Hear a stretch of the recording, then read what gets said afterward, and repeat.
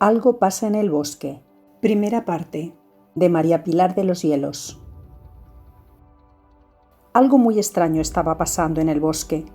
Todos los animales estaban asombrados, desde los ciervos y los jabalíes, que eran los más grandes, hasta los conejos, ratoncillos, erizos, todos los insectos y hasta los pájaros, estorninos, petirrojos, mirlos, incluso los búhos y lechuzas, los nocturnos. No habían visto nunca nada igual. Una carretera cruzaba el bosque.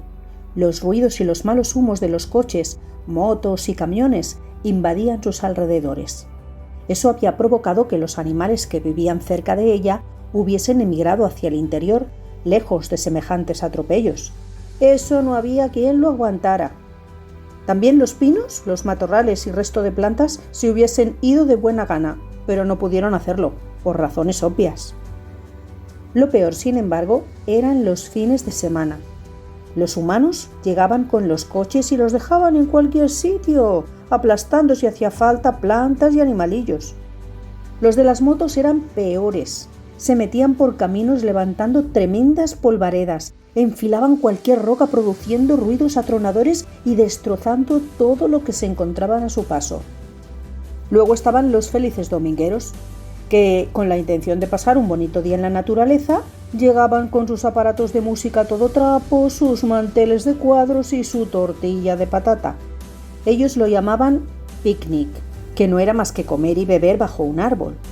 Cuando se marchaban, dejaban un rastro de latas, plásticos y basura tras ellos, que se iban oxidando, descomponiendo, estropeando el paisaje y el ambiente. Además, una vez, un gamberro desde un coche rojo tiró una colilla por la ventanilla y provocó un incendio. Muchos animalillos, pinos y matorrales murieron en él. En fin, un verdadero infierno. Pero llegó un fin de semana y nadie fue al bosque. Ni un coche, ni una moto. Nadie rompió el silencio ni la paz del lugar. Los animales se miraban extrañados y se encogían de hombros.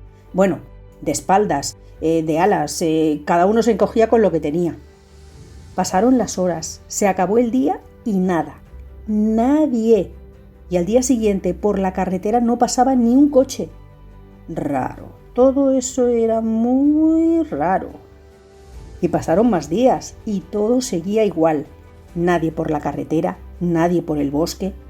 Los pájaros cada vez cantaban más y más fuerte. Los animalillos iban saliendo, temerosos de sus madrigueras. Y nadie. No había nadie. La situación era tan extraña que convocaron una asamblea. Incluso los más ancianos de los animales admitieron que jamás habían vivido una situación semejante y que no tenían ni la más remota idea de lo que estaba sucediendo. Decidieron, por unanimidad, que tenían que descubrir a qué se debía ese silencio. El ciervo, como miembro mayor, tanto en edad como en tamaño y en función de jefe del bosque, se ofreció a viajar por la carretera desierta hasta el pueblo más cercano y averiguar lo que pudiera. Volvería pronto para contárselo a sus vecinos del bosque. La comunidad estuvo de acuerdo y lo despidieron dándole muestras de apoyo, ánimo y deseándole mucha suerte. Y que fuese con mucho cuidado. Sabían que muchos de esos humanos disponían de armas porque muchas veces entraban en el bosque a cazar y los pobres animalillos siempre tenían que lamentar alguna baja. Los conejos, por lo general. Una vez en el pueblo, el ciervo no salía de su sorpresa. No había nadie por las calles. Los coches estaban todos aparcados, ninguno en movimiento. Las tiendas tenían las persianas bajadas. En las escuelas no había niños. Ni siquiera los bares estaban abiertos. Como todas las puertas estaban cerradas a cal y canto, el ciervo no pudo entrar a fisgonear a ninguna casa ni a ningún jardín. Pensó que quizás se habrían muerto todos.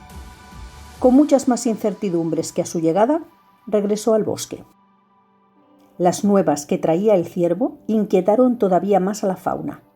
¿Estaremos todos en peligro y no nos hemos enterado?, cuchicheaban entre ellos. Al fin, un conejo valiente propuso: «Tú eres muy grande, se debe venir a la legua. Seguro que los has asustado y todos han huido de ti y se han escondido. Si os parece, iré yo, que como soy más pequeño, pasaré desapercibido y será más fácil que me entere de lo que está pasando». Todos aplaudieron la iniciativa del animalillo y salieron de nuevo a despedirlo, a desearle mucha suerte y a decirle que tuviese mucho cuidado con los de las escopetas. El conejo, saltito a saltito, le costó algo más de tiempo llegar al pueblo, pero una vez allí descubrió que todo lo que había contado el ciervo era cierto. Nadie por aquí, nadie por allá, y por muy alto que saltase no podía ver por el interior de las ventanas, ni por encima de las vallas de los jardines. Lo que sí que vio fue el coche rojo del desgraciado aquel que les había incendiado el bosque, aparcado en una calleja, destartalado y lleno de rascadas. Menuda perla debía ser su dueño, pensó. Pues nada, no le quedó más remedio que volver al bosque sin haber descubierto nada nuevo. Fin de la primera parte. Gracias por escucharnos. Te esperamos mañana para una próxima entrega. Aprovechamos para invitarte a suscribirte a nuestro canal.